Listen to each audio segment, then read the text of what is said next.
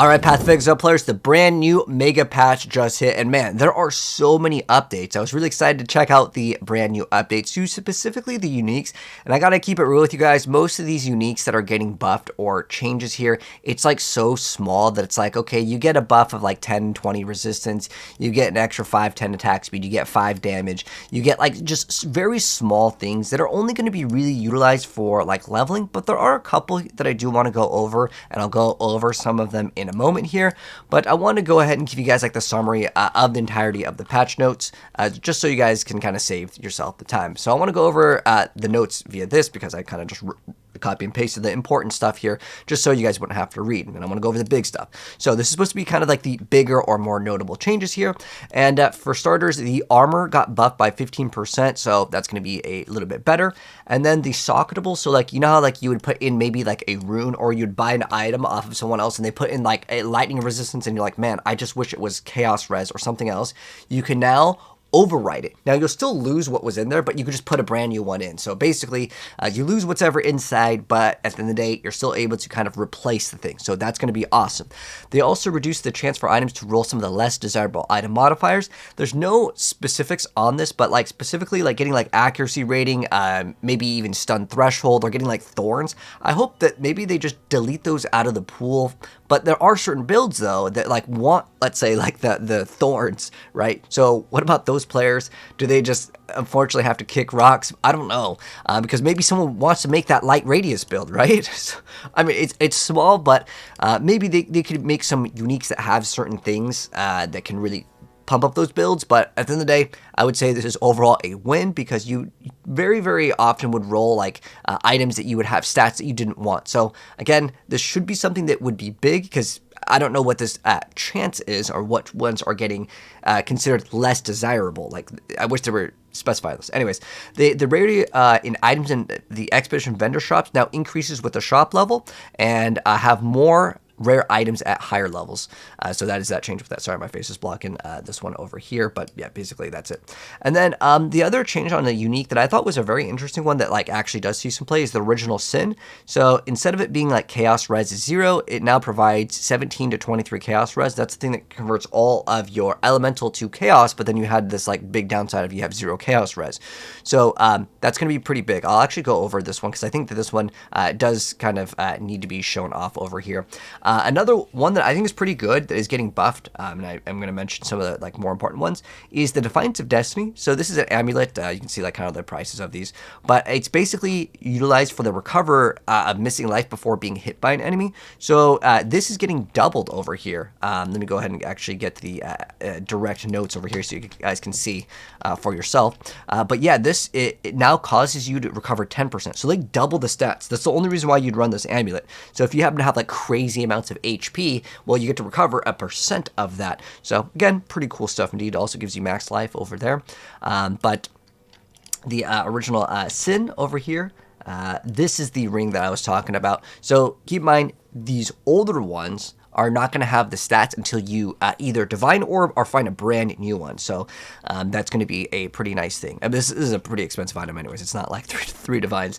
But yeah, that's going to be an update. There's also update to Temporalis, which we'll go over. But some of the other uniques, these are supposed to give you % damage. It's 10% per from whatever damage that you would deal. Like, it used to do conversion. This is the old one. There's no newer ones here, but it will do like % of the cold fire lightning into as extra damage. So what this means that you could do with your build is if you run a build that can do crit, and you can freeze, shock, and ignite, and you could apply all of those maybe with like 3 dragons and stuff, just so the enemy is afflicted by all these ailments.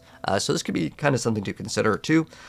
The brass dome is getting a change over here to get another 100% increased armor. So again, what you can do with this is you can vol orb this and make this thing go up even higher. You can see this one over here got to 477. I'm not sure what the max number of the vol orb is, but if you can get like 600%, let's say if you get like a perfect 500 and then you vol orb it, again, you're looking at crazy amounts of armor, so we can maybe mess around with that item. This item over here also is getting a 100% extra increase of critical strike chance. Now, there's a pretty big downside with this where your crit hits don't deal extra damage, but if you have like when a crit happens, this happens with your character. So like on crit, if you're doing anything with that, this item actually has a little bit of potential. And then there's an interesting helmet. If you ever really wanted to get an extra charm slot, it's actually quite rare to get one of those extra charm slots. This one is actually going to give you an additional charm slot on a helmet, which is kind of like a more weird and obscure thing. Maybe someone can figure out how to make some great use out of it. As far as I'm aware of, though, you cannot beat the threshold of 3 charms, but it is another area where you can get another charm that you normally didn't have before. But as far as other notes, like I said, Temporalis, where is it? Temporalis over here. The unique body armor also got it changed. So again, most of these aren't reflected on the trade website yet, but it can no longer reduce the cooldown of an item below 100 milliseconds. So does this mean that the item is garbage?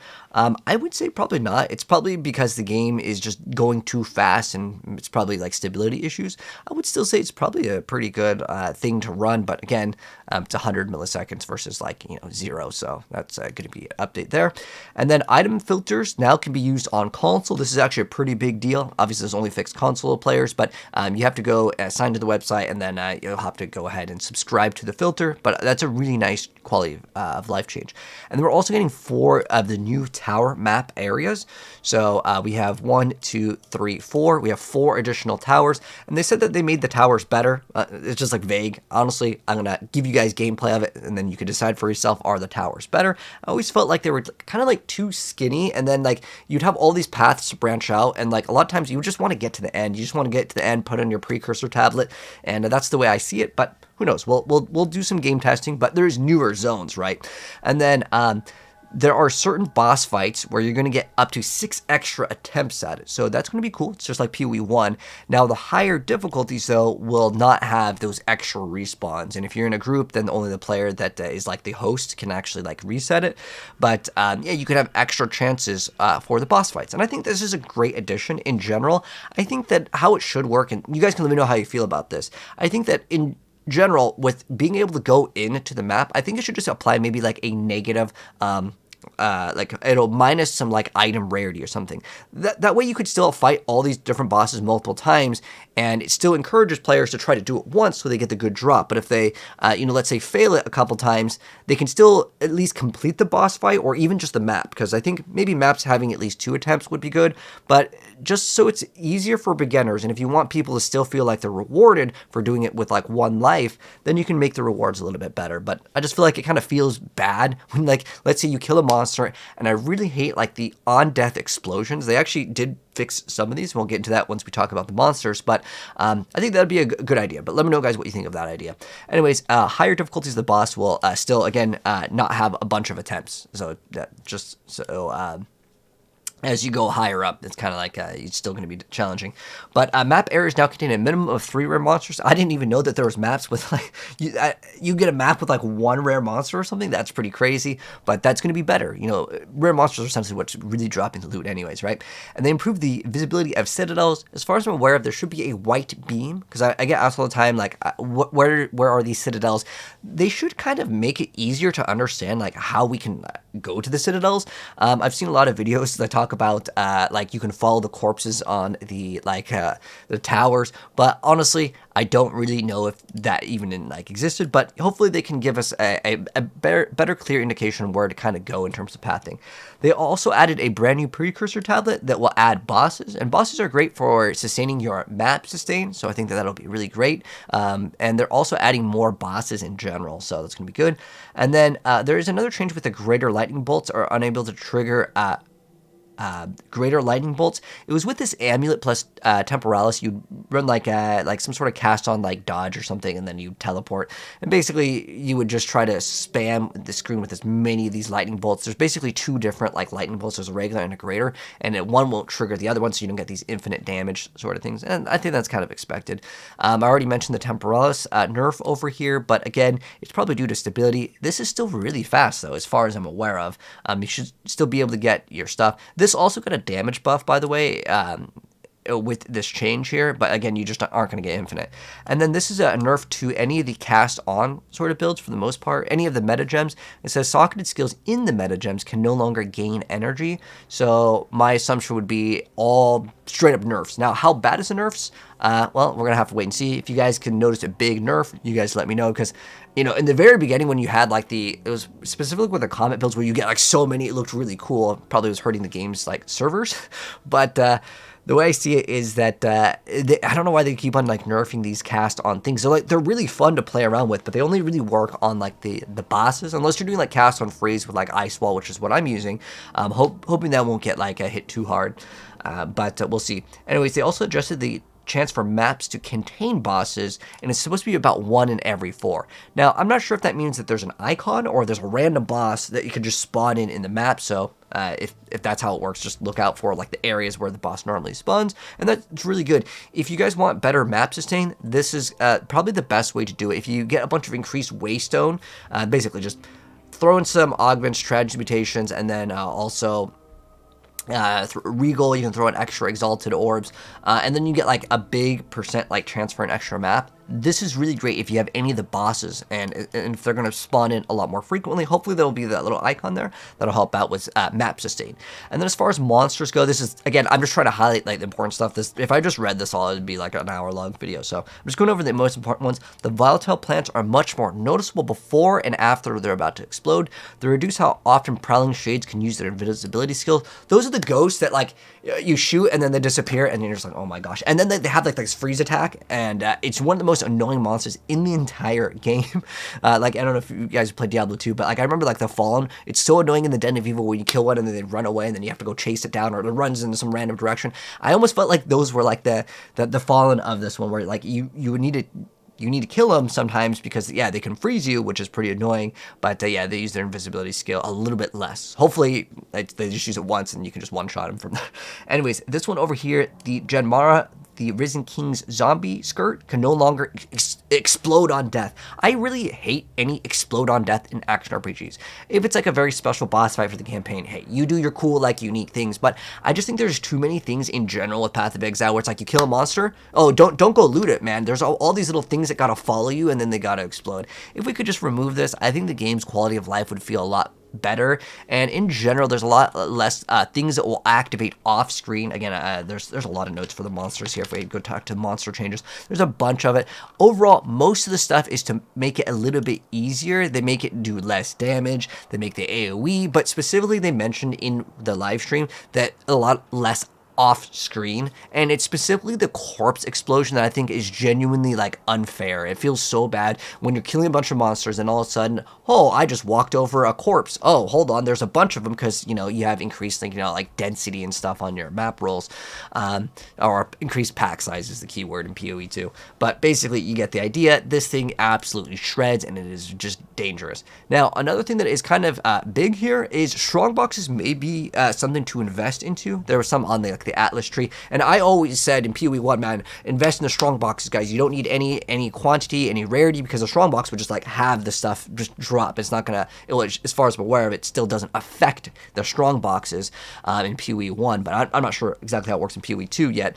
There's still a lot of stuff to be determined, but they made the strong boxes better, so I'm going to invest into it, and I'll let you guys know, is it really worth it? Does item rarity affect it? As far as I'm aware of, it shouldn't, because it's not like on kill or anything, but strong boxes have been adjusted to spawn the waves of enemies over a shorter period of time. That's good. And then the fog effects now fades once all the waves have been spawned. I think in general, I don't know why there needs to be a fog effect on the strong boxes. Also for Delirium, I think that the opacity of like the fog could be reduced to actually see the monsters. It's actually kind of frustrating when everything is like all grayscale. It's like just hard to see the monsters. Maybe I'm too old, but I genuinely think that like what's the point of the fog? If I see the strong box, I know I activated it because I clicked on it. I can see the monsters. We don't need to have this like fog where I can't see nothing.